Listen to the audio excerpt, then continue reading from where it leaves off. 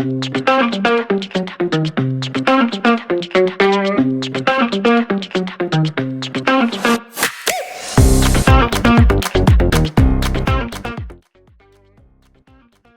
j'espère que vous allez bien. Vous avez été nombreux à nous solliciter sur la fameuse question de quels sont vos défauts, quelles sont vos faiblesses.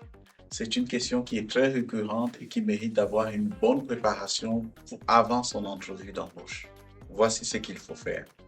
Tout d'abord, il est important de définir ce que c'est qu'un défaut versus une absence de compétence. Un défaut, c'est plus un trait de caractère ou un trait de personnalité qui va vous nuire dans votre emploi. Alors qu'une absence de compétence va davantage être quelque chose que vous allez être capable de compenser dans le temps. Ceci dit, le recruteur nous posera cette question pour deux raisons principales. La première, il a besoin de savoir si vous avez un défaut réhibitoire.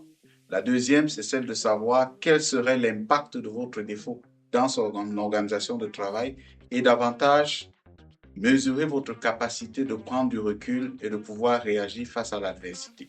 Voici donc la structure que je vous propose. Première étape, nommez un défaut et faites le choix d'un défaut non essentiel pour le poste. Ça prend la compétence de bien lire votre offre d'emploi.